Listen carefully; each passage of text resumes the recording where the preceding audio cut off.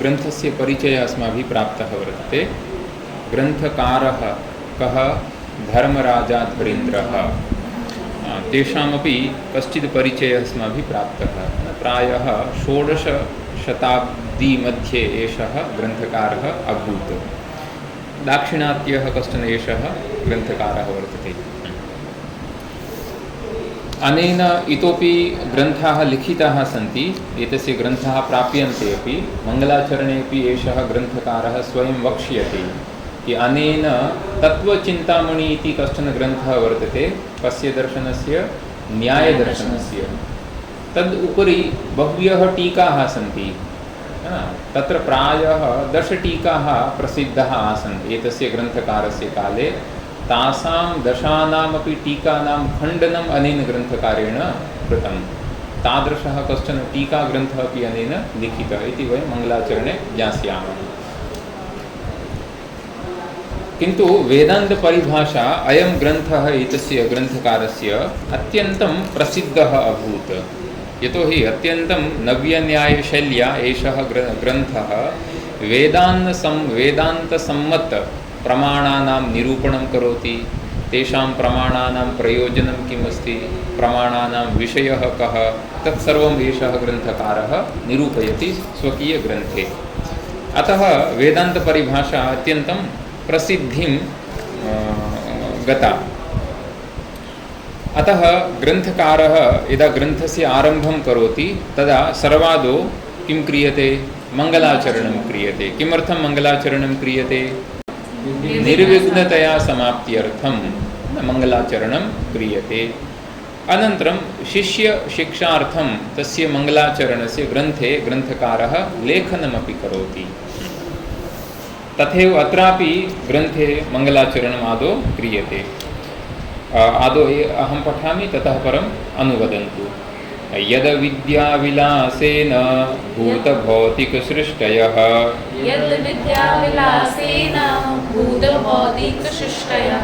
तन्नौमि परमात्मानं सच्चिदानन्दविग्रहम्। तन्नौमि परमात्मानं सच्चिदानन्दविग्रहम्। अत्र ग्रन्थकारः किं करोति? सः मङ्गलाचरणं करोति। कीदृशं मङ्गलाचरणमस्ति? नमस्कारात्मकं मङ्गलाचरणमस्ति। त्रिविधमङ्गलाचरणेषु कथम् अत्र नमस्कारात्मकं मङ्गलाचरणमस्ति? कथं ज्ञातम् अस्माभिः? नौमि। नौमि इति क्रियापदम् अस्ति। नौमि इत्युक्ते नमस्कारं करोमि। कं? तं नौमि। तं कं? परमात्मानं। तं परमात्मानं नौमि। नौमि इति उत्तमपुरुषे एकवचनमस्ति। अतः अहं नौमि इति। तं परमात्मानम् अहम् इत्युक्ते अहं ग्रन्थकारः धर्मराजाध्वरीन्द्रः अहं नौमि, नमस्कारं करोमि। तं कीदृशं परमात्मानं? सच्चिदानन्दविग्रहम्। अतः सच्चिदानन्दविग्रहं तं सच्चिदानन्दविग्रहं परमात्मानं नौमि इति अन्वयः आदौ कर्तुं शक्यते। इदानीं सच्चिदानन्दविग्रह इति प्रथमान्तं यत् पदमस्ति, नाम एतद् विशेषणमस्ति। परमात्मा इति पदस्य विशेषणमस्ति। अतः परमात्मानम् इति द्वितीया एकवचनमस्ति इति कृत्वा सच्चिदानन्दविग्रहम् इत्यपि द्वितीया एकवचनमस्ति। अतः तं परमात्मान्तं सच्चिदानन्दं परमात्मानम् अहं नौमि। इदानीं किमर्थं नौमि? कीदृशः सः परमात्मा? तर्हि तत्र उच्यते यदविद्याविलासेन भूतभौतिकसृष्टयः। यत् अविद्याविलासेन। अतः यदविद्याविलासेन, यत् इति पदस्य अर्थः अस्ति यस्य, षष्ठ्यर्थे अत्र अस्ति। यत् इति षष्ठ्यर्थे अस्ति। अतः यदविद्याविलासः इत्युक्ते यस्य अविद्याविलासः। अविद्या इत्युक्ते परमात्मनः एका शक्तिः वर्तते। तस्याः शक्तेः नाम वर्तते अविद्या अथवा माया यदुच्यते। सा माया अथवा अविद्या परमात्मनः शक्तिः वर्तते। अतः तस्याः सा शक्तिः कस्य वर्तते? यदविद्या। यदविद्या इत्युक्ते यस्य परमात्मनः सा अविद्या वर्तते। इत्युक्ते अविद्या परमात्मनः अधीना वर्तते। अविद्या परमात्मनः अधीना वर्तते। परमात्मा एतस्य अविद्यायाः नियामकः वर्तते, स्वामी वर्तते। अविद्या तद अधीना वर्तते। अतः यदविद्या विलासेन, विलासो नाम कार्यं, कस्य कार्यं? अविद्यायाः कार्यम्। अतः अविद्या विलासो नाम अविद्या कार्यम्। इत्युक्ते यस्य परमात्मनः अविद्यायाः कार्यरूपेण भूतभौतिक सृष्टयः, सृष्टि नाम अयं संसारः, सृष्टयः संसाराः, एषः एकः संसारः, एतादृशः अनेके संसाराः वर्तन्ते इदानीम्। अतः भूतभौतिक सृष्टयः जायन्ते। जायन्ते इति क्रियापदस्य अध्याहारः कर्तुं शक्यते कि यस्य परमात्मनः संकल्पमात्रेण, परमात्मा किमपि न करोति, स केवलं संकल्पयति। परमात्मा केवलं संकल्पं करोति तर्हि सृष्टेः उत्पत्तिः भवति, प्रलयश्च भवति। तर्हि परमात्मनः संकल्पवशात् किं भवति? एषा या अविद्या वर्तते सा अविद्या अमुं सर्वमपि संसारं रचयति। यदा पुनः परमात्मनः संकल्पः भवति इदानीं संसारस्य प्रलयः भवेत्, तदा एषा अविद्या वा माया संसारस्य प्रलयं करोति। परमात्मनः संकल्पवशादेव, इच्छावशादेव। अतः यस्य परमात्मनः संकल्पवशादेव, इच्छावशादेव परमात्मनः अधीना या, है ना, महाविस्मयकरी या अविद्या वर्तते, है ना, अनिर्वचनीया या अविद्या वर्तते, सा अविद्या तया अविद्या किं जायन्ते? भूतभौतिक सृष्टयः। भूत सृष्टिः, भौतिक सृष्टिः। भूत सृष्टि इत्युक्ते पंचमहाभूतानां सृष्टिः। आकाश वायु तेज जल पृथ्वी इति पंचमहाभूतानाम्, आदौ एतेषां पंचमहाभूतानाम् उत्पत्तिः भवति। ततः परम् एतेभ्यः पंचमहाभूतेभ्यः भौतिकानाम् उत्पत्तिः भवति। भौतिकम् इत्युक्ते अस्माकं ज्ञानेन्द्रियाणि, कर्मेन्द्रियाणि, मनः, बुद्धिः, अहङ्कारः, शरीरं, घट पट, एतानि सर्वाणि भौतिकानि सन्ति। भूतेभ्यः जातानि भौतिकानि, भूतेभ्यः जातानि, अतः भूतानाम् इमानि भौतिकानि एवम्। अतः भूतसृष्टेः अपि कारणं किम् अस्ति? वस्तुतः परमात्मा। भौतिकसृष्टेः अपि कारणं किमस्ति? परमात्मा इति अत्र ग्रन्थकारेण अनेन मङ्गलाचरणेन इदमपि उक्तमस्ति कि अयं यः संसारः वर्तते तस्य संसारस्य कारणं किमस्ति? परमात्मा। न कारणम् इति पदस्य कारणं यद् भवति तत् कारणम् अत्र वयं पठामः। किमपि कार्यं भवति तर्हि प्रायः कार्यस्य कारणं कतिविधं भवति? द्विविधं भवति। किं तत्? किमपि कार्यं भवति, तर्कसङ्ग्रहः पठितः, कारणं कतिविधं तत्र प्रोक्तं? कारणं त्रिविधं स्मर्यते? समवायिकारणम्, असमवायिकारणं, निमित्तकारणं च। यथा घटः, तर्हि घटस्य समवायिकारणं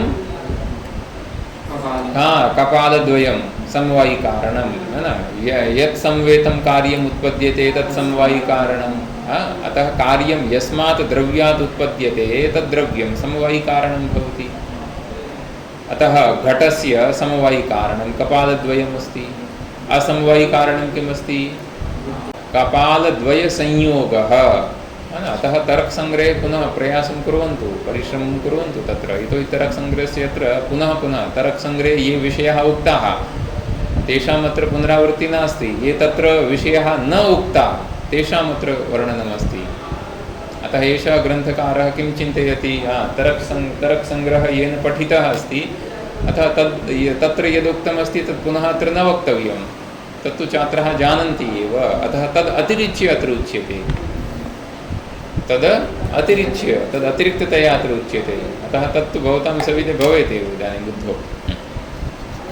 अतः घटस्य समवायि कारणं कपालद्वयम्, असमवायिकारणं कपालद्वयसंयोगः। निमित्तकारणं घटस्य निमित्तकारणं दण्डादिकं सर्वं दण्डः कुम्भकारः एतत् सर्वं निमित्तकारणम् इति उच्यते। एवमेव अत्र इदानीं प्रकृते पश्यामः, वेदान्तदर्शने कारणं द्विविधं स्वीक्रियते। किं तद् द्विविधं? समवायी असमवायी इति तर्कसङ्ग्रहे यत् कारणं स्वीकृतमस्ति तद्द्वयमपि मिलित्वा अत्र तद् एकमेव भवेत् इति एते वदन्ति। तस्य नाम अस्ति उपादानम् अथवा उपादानकारणम्। अतः किमपि कार्यं भवति तस्य कार्यस्य एकं कारणं तु उपादानकारणं भवति, द्वितीयं कारणं भवति निमित्तकारणं। यथा न्याये अस्ति तथा निमित्तकारणम् अथवा उपादानकारणं निमित्तकारणं च, एतत् कारणद्वयं भवति किमपि कार्यं भवति तर्हि। उपादानकारणम् इत्युक्ते यस्मात् पदार्थात् कार्यस्य उत्पत्तिः भवति तस्य उपादानम्।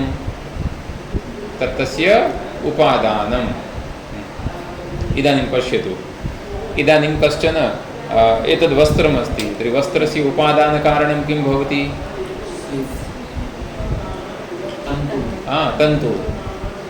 तंतु है उपादान कारण होंगे। और निमित्त कारणम इत्युक्ते जो बनाने वाला है ना, उपादान कारण के भिन्न जो भी कारण है वो सब निमित्त में आ जाएंगे। तो उसमें सबसे प्रधान तो कौन हो जाएगा? कपड़ा बनाने वाला जो तंतुवायः सब होती। आजकल तो मशीन होगी तो मशीन निमित्त कारण हो जाएगा। मशीन को ऑपरेट करने वाला जो ऑपरेटर है ना, तद निमित्त कारणम भवति तथा। अतः एवमेव पश्यतु, पुरतः एकः वृक्षः वर्तते है ना, तस्य वृक्षस्य उपादानकारणं किम् अस्ति? तस्य बीजं। बीजाते वृक्षस्य उत्पत्ति जाता किल। बीजं वृक्षस्य उपादानकारणं, निमित्तकारणं। जिसने बीज डाला है ना।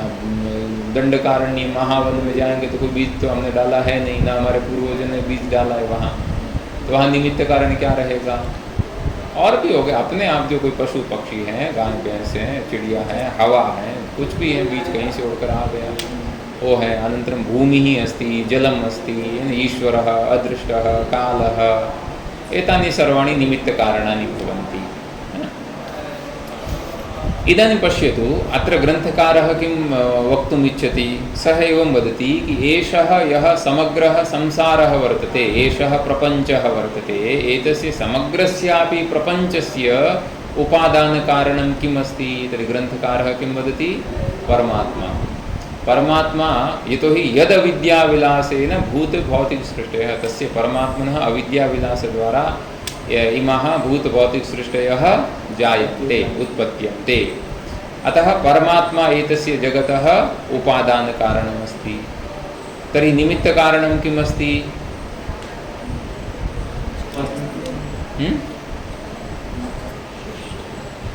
प्रकृति।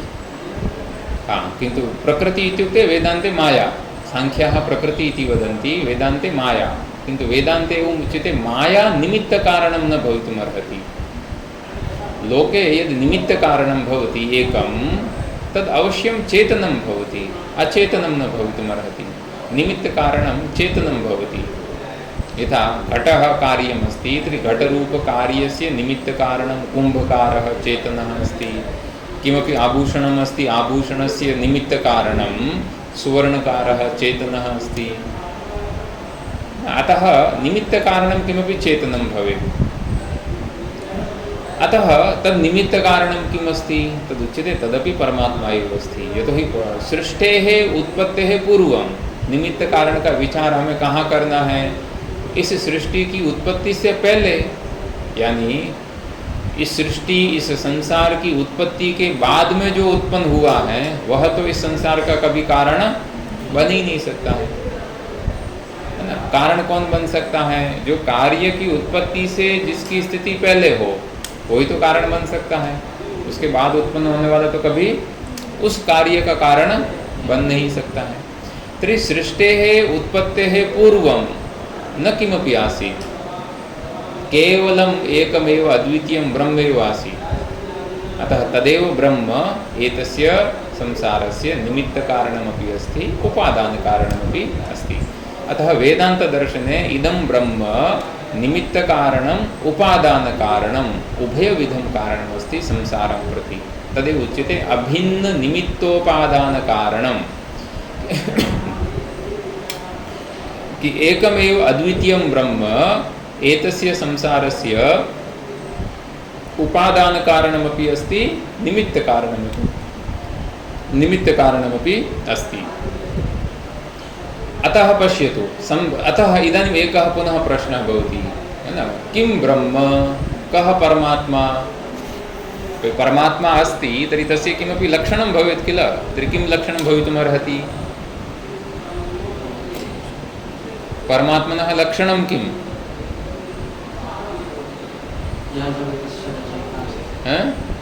सम्यक् सम्यक् वदतु यः जगतः रचयिता अस्ति जगतः रचयिता इत्युक्ते कारणम् इत्युक्ते जगत्कारणत्वं ब्रह्मणः लक्षणमस्ति किं जगत्कारणत्वम् एतद् ब्रह्मणः एकं लक्षणम् आगतमस्ति तदेव अत्र उच्यते यद्विद्याविलासेन भूतभौतिकसृष्टयः एतद्यद् वाक्यमस्ति अनेन वाक्येन ब्रह्मणः एकं लक्षणम् उक्तमस्ति। इदानीम् इदं यद् ब्रह्म वर्तते तस्य ब्रह्मणः यद् लक्षणमस्ति तद् द्विविधं लक्षणम् अस्ति प्रायः लक्षणं द्विविधं भवति तर्कसङ्ग्रहे अस्माभिः लक्षणम् इत्युक्ते एकमेव लक्षणं पठितं द्विविधं लक्षणम् इत्युक्ते एकं लक्षणम् उच्यते स्वरूपलक्षणं द्वितीयं लक्षणम् उच्यते तटस्थलक्षणं लक्षणं द्विविधम् अतः एकं स्वरूपलक्षणं भवति एकं तटस्थलक्षणं भवति। पश्यतु यस्य लक्षणं क्रियते तद् किम् उच्यते लक्ष्यम। तो जो लक्ष्य होता है उस लक्ष्य में कोई न कोई लक्षण रहता है लक्ष्य में लक्षण रहता है यथा पृथिव्याः लक्षणं किमस्ति पृथिव्याः लक्षणं किमस्ति गन्धवत्वं पृथिव्याः लक्षणमस्ति तत्र गन्धवती पृथिवी इति तर्हि गन्धः भिन्नः अस्ति पृथ्वी भिन्ना अस्ति दोनों भिन्न हैं गंध अलग है और पृथ्वी अलग है लेकिन फिर भी वो गंध किस में रहती है पृथ्वी में रहती है ठीक है इत्युक्ते गन्धः इति किमस्ति लक्ष्यमस्ति वा लक्षणं लक्षणं तर्हि लक्ष्या का लक्ष्या पृथ्वी तर्हि लक्ष्यभूतायां नाम लक्ष्ये लक्षणं लक्षणं लक्ष्य भवति एवं तो जहाँ लक्ष्य में लक्षण भिन्न होता है लक्ष्य अलग है और लक्षण अलग हैं जहाँ ऐसा जो लक्षण होता है उस लक्षण को हम कहेंगे तटस्थ लक्षण उस लक्षण को कहेंगे तटस्थ लक्षण और जहाँ लक्ष्य से लक्षण अलग हो ही नहीं सकता है अलग होता ही नहीं है ऐसे लक्षण को हम कहेंगे स्वरूप लक्षण। तो जैसे अगर आपको ये कहें कि कः सूर्यः तर्हि किम् उत्तरम् आगच्छति सूर्य का लक्षण मैं पूछ रहा हूँ तो क्या उत्तर देंगे आप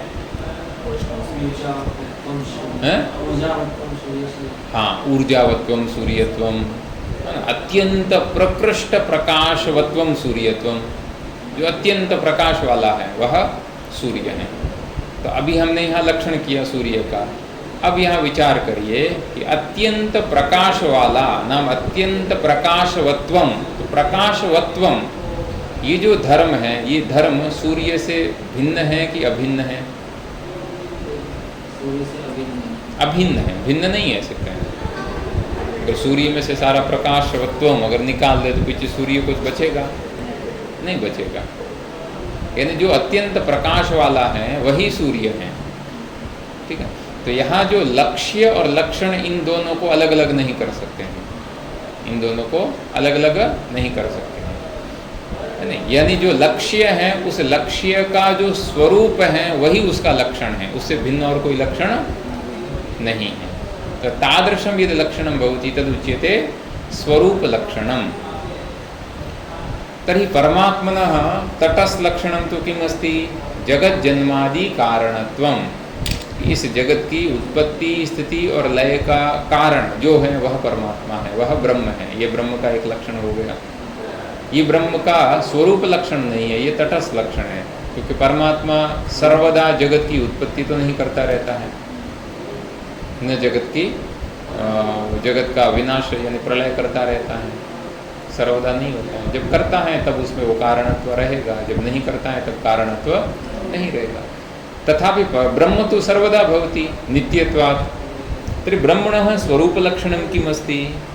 तर्हि ब्रह्मणः स्वरूपलक्षणमत्र उच्यते। पश्यतु, तं नौमि परमात्मानं सच्चिदानन्दविग्रहं।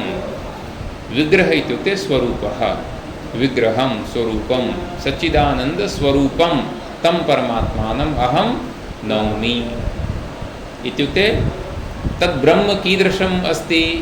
सत् चित् आनन्दस्वरूपम् अस्ति। ब्रह्म कीदृशम् अस्ति?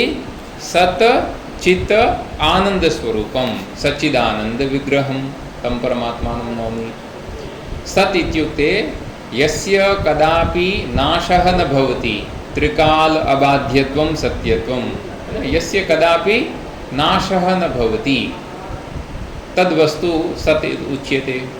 ब्रह्म सत् वर्तते, यतोहि अतः ब्रह्मणः कदापि नाशः न भवति, त्रिषु कालेषुपि तद्ब्रह्म तथैव एक निर्विकार रूपेण कूटस्थ रूपेण तथैव विद्यते, है न। सत् चित्, तद्ब्रह्म नित्यं तो अस्ति, किन्तु चित् रूपम् अस्ति। चित् नाम ज्ञानं, है न। तद्ब्रह्म ज्ञानस्वरूपम् अस्ति, चेतनम् अस्ति, न तो जडं।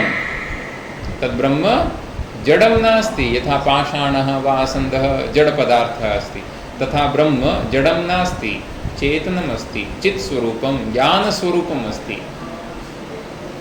अनन्तरं तद् ब्रह्म कीदृशम् अस्ति? आनन्दम्, आनन्दस्वरूपम् अस्ति, नाम सुखस्वरूपम् अस्ति। तद् ब्रह्म सुखस्वरूपम् अस्ति। अतः सत् चित् आनन्दस्वरूपम् आनन्दविग्रहं तं परमात्मानम् अहं नौमि। एतदपि परमात्मनः एकं लक्षणमस्ति, सच्चिदानन्दविग्रहं ब्रह्म इति ब्रह्मणः एकं लक्षणमस्ति। एतद् लक्षणं कीदृशमस्ति? ब्रह्मणः स्वरूपलक्षणमस्ति। क्योंकि किं नाम ब्रह्म किम् अस्ति? तर्हि यत् सत् अस्ति तद् ब्रह्म अस्ति, यत् चित् अस्ति तद् ब्रह्म अस्ति, यत् आनन्दः वर्तते तद् ब्रह्म वर्तते।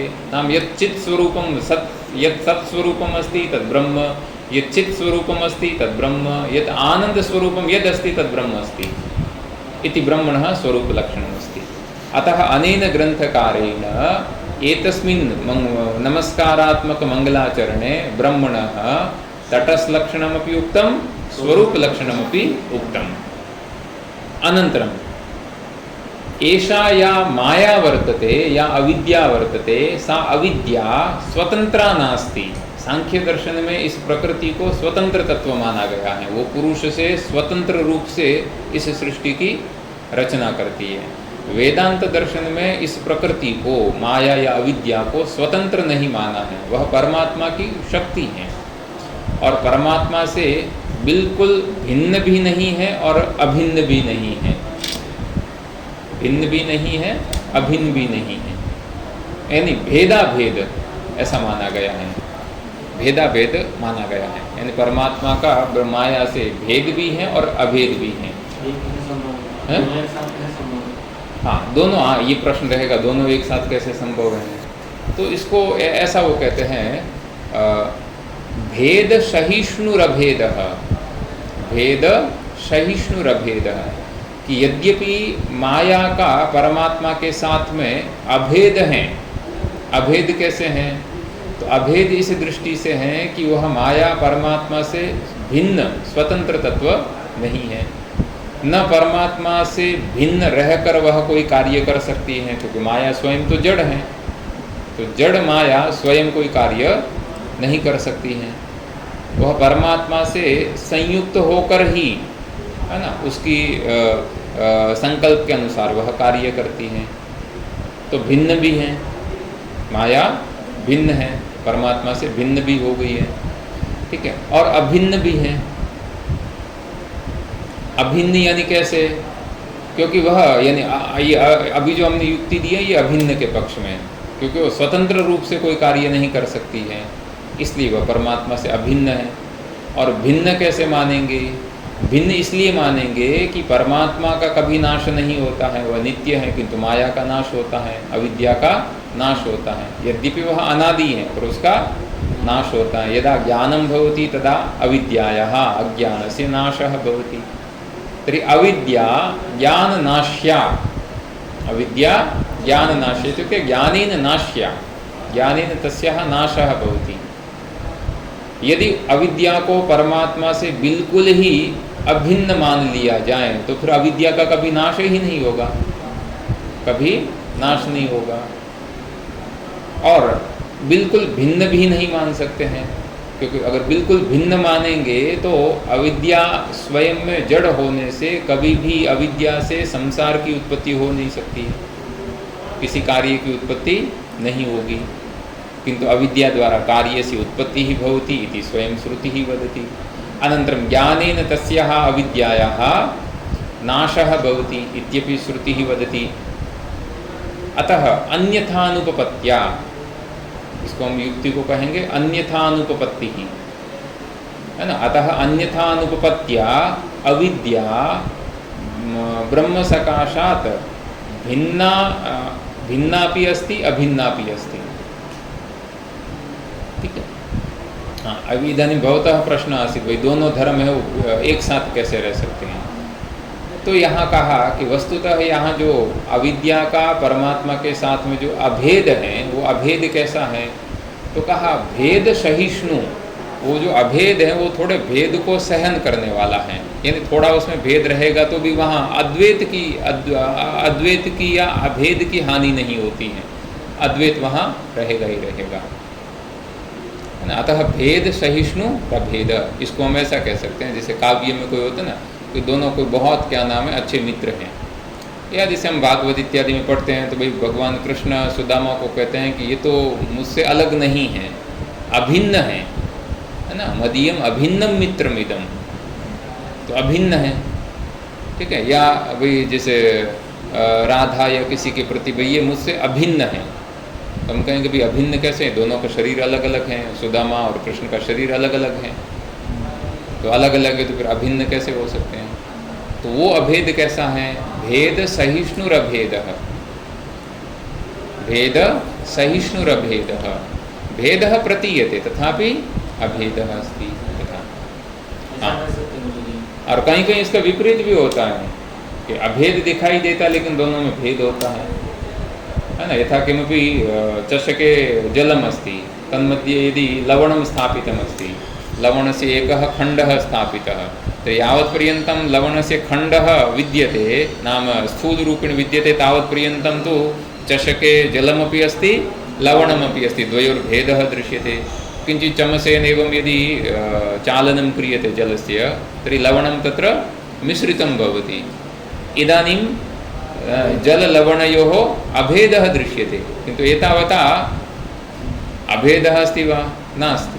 भेदः भवितुमर्हति पुनः तत्र, जलस्य किञ्चित् उष्णीकरणं क्रियते तर्हि जलं वाष्पीभवति, लवणं पुनः तत्रैव स्थीयते तथा। हाँ, किम् ऐसा कह सकते हैं परमात्मा का ये ज्ञान और अज्ञान दोनों शक्ति, माया भी शक्ति है और ज्ञान भी शक्ति है। हाँ, अब ऐसा ज्ञान भी शक्ति है, नैयायिक ऐसा मानते हैं कि परमात्मा में ज्ञान रहता है।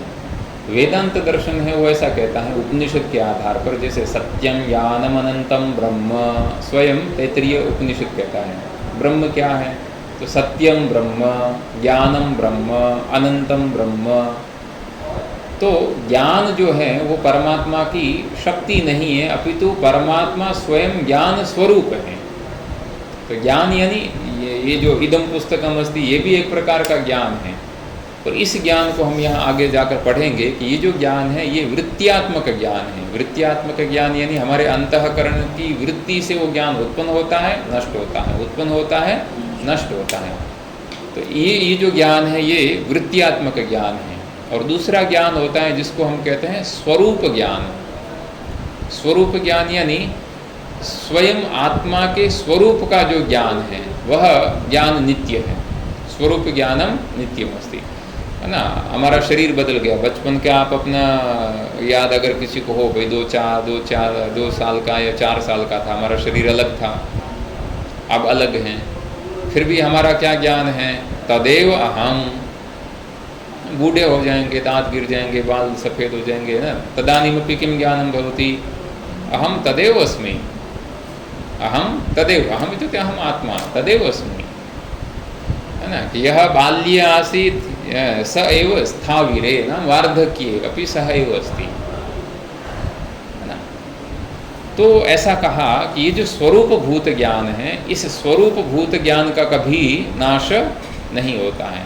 तो परमात्मा स्वयं ज्ञान स्वरूप है, परमात्मा ज्ञान स्वरूप है। तो परमात्मा ज्ञान स्वरूप होने से ज्ञान को उसकी शक्ति या उसका धर्म मानने की आवश्यकता नहीं है। परमात्मा स्वयं ज्ञान स्वरूपम अस्ति। बाकी परमात्मा का कोई ऐसा आकार तो है नहीं कि जैसा हमारा जैसे शरीर का आकार है वैसा परमात्मा का तो कोई आकार है नहीं वास्तविक रूप से, है ना। हाँ, कदाचित एवं अस्ति कि भक्तों के ऊपर अनुग्रह करने के लिए वह जो परमात्मा है, वह परमात्मा अपना हमारा जैसे शरीर है वैसा शरीर धारण कर लेता है। पर वो जो परमात्मा का शरीर है वह मायामय होता है, वास्तविक नहीं होता है, मायामय होता है। मायामय यानी जैसे कोई जादूगर है, कभी जादू दिखाता है तो कभी रुमाल से कबूतर बना दिया, कबूतर से कुछ और बना दिया, बनाता रहता है ना। दिखाई देते हैं कि नहीं देते हैं वो सब, तत्सर्वमपि दृश्यते किंतु तद वास्तविकम न भवति, मायामयम भवति। यथा ऐन्द्रजालिकः स्वीयां मायां दर्शयति, माया द्वारा नानाविधान पदार्थान् दर्शयति, तद्वदेव, है ना। ये तो निर्गुणं ब्रह्म वर्तते, तदेव ब्रह्म सगुण रूपेण अपि प्रतीयते। और सगुण रूप से उसकी भक्त लोग हैं, वो उपासना भी करते हैं, उपासक है उपासना भी करते हैं उस परमात्मा की, और उपासना का फल भी मिलता है उनको। तस्याः उपासनायाः फलमपि अस्ति, एवं नास्ति ये तो उपासना व्यर्था अस्ति, तस्याः फलमपि अस्ति। किंतु वेदांतदर्शने यद् कैवल्यम, है ना, मोक्षः, है ना, मोक्षस्तु केवलं ज्ञानेनैव प्राप्यते इति ते वदन्ति। अतः एतस्मिन् प्रथमे मंगलाचरणे ग्रंथकारेण अत्र नमस्कारात्मकमंगलाचरणं कृतं, तस्मिन्नेव मंगलाचरणे ग्रंथकारेण परमात्मनः तटस्थलक्षणमपि उक्तं, स्वरूपलक्षणमपि उक्तं। परमात्मनः तटस्थलक्षणं किं, जगज्जन्मादि कारणत्वं, ये परमात्मा का तटस्थ लक्षण है। और इसी को ही तैत्तरीय उपनिषद में परमात्मा के तटस्थ लक्षण को कहा है, यतो वा इमानि भूतानि जायन्ते येन जातानि जीवन्ति यत् प्रयन्त्यभिसंविशन्ति तद्विजिज्ञासस्व तद्ब्रह्म इति तत्र मंत्रांशः वर्तते। अनन्तरं परमात्मनः स्वरूपलक्षणमपि अत्र उक्तं। किं स्वरूपलक्षणं, सच्चिदानंद विग्रहम इति परमात्मनः स्वरूपलक्षणमस्ति। उपनिषत्सु अपि सत्यं ज्ञानम् अनन्तं ब्रह्म, है ना, इत्यादि मंत्रैः परमात्मनः स्वरूपम् उक्तमस्ति। अतः प्रथमेन मंगलाचरणेन ग्रन्थकारेण परमात्मनः कृते नमस्कारः कृतः। इदानीम् अग्रे कि परमात्मनः कृते नमस्कारः यथा विद्या प्राप्तेः कारणम् अस्ति, तद्वदेव गुरुं प्रति कृतः नमस्कारः अपि विद्या प्राप्तेः हेतुः भवति। नाम गुरोः कृपा अपि विद्या प्राप्तिं प्रति कारणम् अस्ति। अतः एषः ग्रन्थकारः स्वगुरोः कृते अपि आदौ नमस्कारं करोति, है ना। तत् उच्यते किल, श्वेताश्वेतरोपनिषदि एकः मन्त्रः अस्ति, यस्य देवे पराभक्तिः, यस्य देवे पराभक्तिर यथा देवे तथा गुरौ तस्येते कथितायर्थाः प्रकाशन्ते महात्मनः। कि यस्य देवे पराभक्ति, नाम यथा देवता भवति तर्हि तस्यां देवतायां यथा पराभक्ति, उपासकानां पराभक्ति भवति, बहुत उत्कृष्ट भक्ति भावना होती है ना। मंदिर के सामने से भी जाएंगे तो बाइक का हॉर्न दबा देंगे, थोड़ा नमस्कार तो कर ही देते हैं, भक्ति तो होती है ना, देवता के प्रति होती है। तो जैसे देवता के प्रति उत्कृष्ट भक्ति होती है, वैसे की वैसी भक्ति यदि गुरु के प्रति भी हो, है ना, यथा देवे तथा गुरु, गुरु के प्रति भी होती है, तो ऐसे गुरु के द्वारा कहा गया जो वेदांत तत्व का उपदेश है, है ना, उस वेदांत तत्व के उपदेश का प्रकाश शिष्य के हृदय में तुरंत हो जाता है। तस्येते कथिता ही अर्था तादृशस्य शिष्यस्य कृते, है ना, ये अर्थाः गुरु द्वारा कथिताः सन्ति प्रकाशन्ते महात्मनः, ते अर्थाः, है ना, प्रकाशन्ते झटिति प्रकाशन्ते इति श्वेताश्वेतरोपनिषदि कश्चन मन्त्रः वर्तते। अतः एषः ग्रन्थकारः आदौ परमगुरुकृते नमस्कारं करोति। परमगुरुः इत्युक्ते गुरोः अपि गुरुः परमगुरुः कथं करोति तर्हि सः किञ्चित् व्याजेन करोति। व्याजेन इत्युक्ते ब्याज मतलब वो पैसा वाला इंटरेस्ट, वो ब्याज नहीं है ना। ब्याज स्तुति, ब्याज स्तुति मतलब एकदम आप कहें तो ऐसा कहते ना, कहीं पे निगाह कहीं पे निशाना टाइप वैसा। संस्कृते तद उच्यते कैमुतिक न्यायः। अत्र कैमुतिक न्याय कथं तदेवमस्ति। एषः ग्रन्थकारः किं वदति कि मम यः परमगुरुः वर्तते तस्य परमगुरोः ये शिष्याः सन्ति ते शिष्याः सिंहसदृशाः सन्ति। मम परमगुरोः ये शिष्याः सन्ति ते शिष्याः सिंहसदृशाः सन्ति, शेर जैसे हैं। और उन परम गुरु के सिंह रूपी शिष्यों ने जो मतवाले भेद रूपी जो हाथी हैं, भेदवादी जो हाथी हैं, उन हाथियों को पराजित कर दिया है ना। हाथी होता है बहुत, क्या नाम है, वनराज कहा जाता है। वो बहुत शक्तिशाली होता है, बलवान होता है ना। आकार में भी शेर से कम 5-6 गुना बड़ा होता है, लंबा चौड़ा वजन में, है ना। फिर भी एक जो केसरी हैं, शेर हैं, वो उस हाथी का शिकार कर लेता है, उसको मार कर खा जाता है ना। शेर में ऐसी ताकत होती है, और ताकत में उसमें उसका हौसला और पराक्रम उसमें होता है ना। शक्ति तो हाथी में ज़्यादा है, लेकिन पराक्रम इसमें ज़्यादा है। तो कहा कि मेरे जो परम गुरु हैं, उन परम गुरु के जो सिंह रूपी शिष्य हैं, उन सिंह रूपी शिष्यों ने भेदवादी, जो भेद का प्रतिपादन करने वाले, जो भेदवादी, जो गज सदृश जो भेदवादी हैं, उन भेदवादियों को परास्त कर दिया है। तो जिस परम गुरु के शिष्यों ने ये कारनामा कर दिया है, तो उन गुरु के विषय में तो क्या कहना। गुरु के शिष्यों ने ये काम कर दिया है, तो गुरु के विषय में तो कहना ही क्या।